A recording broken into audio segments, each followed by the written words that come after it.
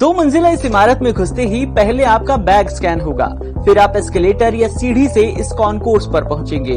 ये वो जगह है जहां से आप 1 और 5 नंबर तक किसी भी प्लेटफॉर्म पर उतर सकते हैं और अपनी ट्रेन पकड़ सकते हैं। अगर आपकी ट्रेन में समय है या फिर आप एक शहर से दूसरे शहर जा रहे हैं तो इस स्टेशन पर साफ सुथरे वेटिंग रूम से लेकर डॉर्मेट्री की सुविधा भी है। यहाँ आप रात रुककर अगले दिन की ट्रेन भी पकड़ सकते हैं। एसी वेटिंग रूम मैन और एसी वेटिंग रूम वीमेन की जो सिटिंग कैपेसिटी है दोनों की 150 पैसेंजर्स की है।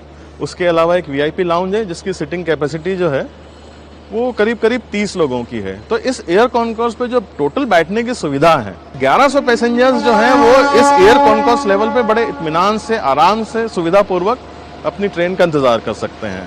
अब बाकी जब पैसेंजर यहाँ वेट करेगा तो उसके लिए यहाँ पे रिटेल स्पेसेस का प्रोविजन है। यहाँ पे हर तरह की दुकानें रहेंगी, जिस तरह से आप एयरपोर्ट के टर्मिनल्स में देखते हैं कुछ उसी तरह की सुविधाएं यहाँ रहेंगी। स्टेशन और लोगों की सुरक्षा को देखते हुए यहाँ हर तरफ कैमरे लगाए गए हैं। ये कैमरे इतने शानदार हैं कि पार्किंग में रखी गाड़ियों के नंबर हो या फिर सड़क पार हो रही कोई एक्टिविटी, इसके जूम से हर चीज पर नजर रखी जा सकती है। 150 टीवी के इस सर्वर पर 1 महीने तक की सीसीटीवी रिकॉर्डिंग रखी जाती है। इस स्टेशन की एक और खास बात है, वो है यहाँ की लाइट्स। स्टेशन पर दिन में प्राकृतिक रोशनी इतनी है कि लाइट्स की जरूरत ही नहीं है। यहाँ पे जितने भी प्लेटफॉर्म कवर हैं, जिसको हम कवरिंग ओवर प्लेटफॉर्म बोलते हैं, प्लेटफॉर्म का शेड बोलते हैं हम भाषा में, उनके ऊपर टोटल सोलर पैनल लगा रहे हैं जो कि करीब 1 से 1.5 महीने में जो है चालू हो जाएंगे। उन सोलर पैनल की जो कैपेसिटी है वो इस स्टेशन की जो इलेक्ट्रिसिटी रिक्वायरमेंट है वो उसको पूरा कैटर करेगा, वो उसकी जरूरत को पूरा करेगा।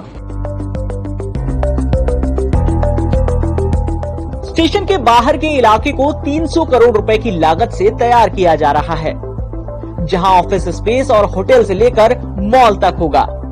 ऑटोमेटिक पार्किंग है, उसमें जिस तरह से आप जब एंटर करते हैं तो एक आपको कंप्यूटराइज्ड टिकट मिलता है जिसमें टाइम रहता है, और जब बाहर जाते हैं तो वो उस टिकट को रीड करके और जो है आपको आपका पार्किंग का किराया बताता है, तो वो बूम बैरियर खुल जाता है। तो उस हिसाब से दोनों तरफ पार्किंग की भी सुविधा इस स्टेशन पे दी गई है।